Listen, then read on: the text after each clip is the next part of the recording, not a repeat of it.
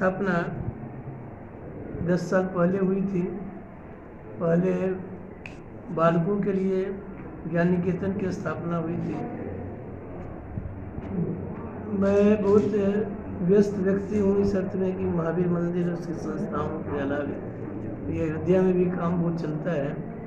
मेरा काम स्थापना करना रहता है और उसके बाद जो सबसे योग्य व्यक्ति रहते हैं, सक्षम व्यक्ति रहते हैं, उनको सौंप करके फिर और आगे काम देखते रहना है। आर्यन दास साहब IAS अफसर थे, होम सेक्रेटरी थे और बहुत योग्य होम सेक्रेटरी थे। ये बालिका विद्यालय की गवर्निंग बॉडी के चेयरमैन हैं और उधर बगल में जियालाल आर्या साहब बैठे हुए हैं। ये भी होम सेक्रेटरी बिहार के थे और बहुत सारे पदों पर दोनों रहे, वित्त सचिव भी रहे दास साहब और भी। ये दोनों बहुत सक्षम और ईमानदार पदाधिकारी थे। इसलिए एक बालक विद्यालय जो है बालकों के लिए ज्ञान निकेतन, उसकी गवर्निंग बॉडी ट्रस्ट के चेयरमैन आर्या साहब हैं और इधर दास साहब हैं। विद्यालय अच्छे ढंग से प्रगति कर रहा है, लेकिन यह विद्यालय की प्रगति की कसौटी छात्र, उनके रिजल्ट और अभिभावकों की संतुष्टि, यही कसौटी है। इतना ही मैं कहना चाहूँगा कि ज्ञान निकेतन का रिजल्ट एक बार ऐसा हुआ, इस विद्यालय का बालक CBSE में पूरे देश में प्रथम आया था, दूसरे साल भी द्वितीय आया था। इस प्रकार काफ़ी विशिष्टताएं हैं जिनके आधार पर विद्यालय चल रहा है। मैं उतना समय नहीं दे पाता, लेकिन मेरी शुभकामनाएं बराबर रहती हैं और चूँकि योग्य व्यक्तियों के हाथ में संस्था है, इसलिए प्रगति करती रहेगी, ऐसा मेरा विश्वास है। धन्यवाद। सर कुछ सवाल है बतलाएंगे जो इससे जुड़े हुए हैं। मैं तो केवल इतना ही कह सकता हूँ कि अपने बेटे को देखा कोविड काल में, उसके पहले कितना उत्साह था पढ़ने में। कोविड काल में घर में रहने से उस उत्साह में कमी हुई है, वो जरूर मैं देख रहा हूँ, जान रहा हूँ, लेकिन विद्यालय पर क्या प्रभाव है वो मैं नहीं बतला सकता, क्योंकि मैं नियमित रूप से यहाँ बच्चों से मैं कुछ बोल सकता हूँ इसके बारे में।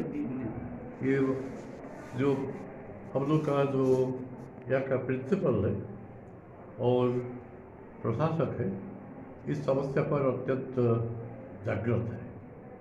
पूरा वो लोग ट्रैक रखते हैं, कहाँ तक पढ़ाई हुआ, कहाँ पढ़ाई बाकी है, किस प्रकार का जो अवशेष पढ़ाई बच गया उसको कैसे पूरा किया जाए।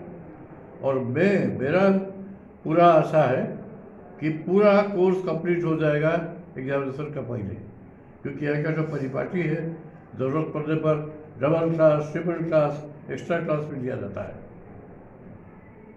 ओके सर, तो यहाँ बात आ रही है क्या कि कोविड काल के कारण बहुत से पेरेंट्स अगर यहाँ पे एडमिशन्स लेते हैं तो क्या आप लोग उनको सुविधा देंगे?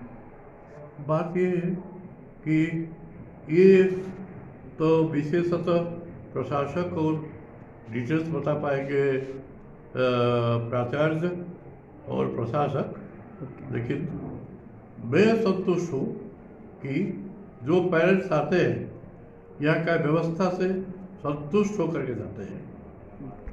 कोई पेरेंट्स के साथ मेरा बातचीत होता है, पूरा संतोष प्रकाश करते हैं। दमन तक्षकों का और सचमुच वे तक्षकों का एक दमनकारी है। वे बिहार कैडर का ऑफिसर नहीं थे। जब बिहार कैडर में उनको लाया गया उस टाइम में बिहार का लॉ एंड ऑर्डर स्थिति बहुत खराब था और वे जैसे यहाँ पर एमबीबी न्यास है, जिसके अंतर्गत 3 स्कूल या कॉलेज चल रहे हैं। लड़कों का है ज्ञान निकेतन, लड़कियों के लिए है ज्ञान निकेतन और BEd कॉलेज है। तो इनका स्थापना दिवस जो है तीनों को मनाया जाता है। आज जो है हम लोग मना रहे हैं ये गर्ल्स स्कूल का स्थापना दिवस, और इसमें हम लोग जो है अभी क्या कार्रवाई हुई है, क्या काम हुआ है, लोगों के विचार, पेरेंट्स के विचार और विद्यार्थियों के, शिक्षकों के और लड़कियों के विचार लेते हैं और उसके अनुसार अगले साल क्या करना है, कैसे और आगे बढ़ना है, उस पर भी लोग मंथन करते हैं। सर कोविड अभी जब स्कूल खुलने लगे हैं तो सब लोग सुचारू ढंग से चीज़ें पटरी पे आने लगी हैं। पहले और अभी में क्या अंतर आपको विशेष दिखा? बच्चों के पढ़ाई के ऊपर क्या असर पड़ा?